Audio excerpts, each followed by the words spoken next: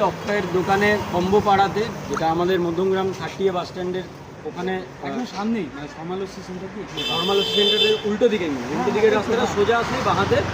তো এসেছিলাম অনেকটা আশা নিয়ে, কিন্তু যেহেতু আমার আশার থেকেও আজকে সবার মন রয়েছে India south Africa final match, T20 match, যেটা এখন ইন্ডিয়ার পারফরমেন্স দারুণ।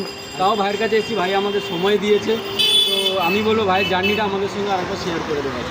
না, ব্যাপারটা আজকে প্রথমে বলি আমার খুব খারাপ লাগছে যে আজকে এত দূর থেকে এসছে, অফিস ছুটি করেছে, বা আজকে শনিবার অফিস ছুটি প্রায়। তো আজকে এই দিনে, আজকে এমন একটা দিন, মানে যে দিনটা প্রত্যেকটা ভারতবাসীর কাছে গর্বের দিন। একদম। বিকজ আমরা জানি আমাদের যে T20 ওয়ার্ল্ড কাপ আমরা চ্যাম্পিয়ন হয়েছিলাম আর কিছু বছর আগে। আজকে আবার একটা সুবর্ণ সুযোগ বলা যায় আমাদের কাছে, যে না T20 ওয়ার্ল্ড কাপের একদম ফাইনালে সাউথ আফ্রিকা ভার্সেস ইন্ডিয়া।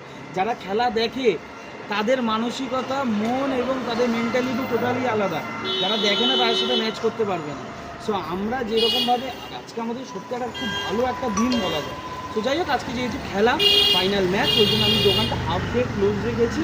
আর আজকের দিনে দাদারা এসছে, খুব খারাপ লাগছে যে আজকে তোমরা এসে ফিরে যেতে হচ্ছে। নেক্সট দিন অবশ্যই আসতে হবে, করতেই হবে। আর সূত্রপাতটা কী বলতো, আমি যখন আউটলেট জব করতাম তখন কিন্তু সত্যি এটা ভেবেছিলাম একটা আউটলেট খুলবো, কিন্তু ঘরোয়া রান্নাবান্না একদম ফার্স্ট ওইভাবে শুরু করবো। কিন্তু আস্তে আস্তে যে মানুষজনের ভিড় দেখছি, আমাকে রান্নার ঠাকুর এনে একটু অন্যভাবে রান্নাটা স্টার্ট করতে হবে। কিন্তু এইবার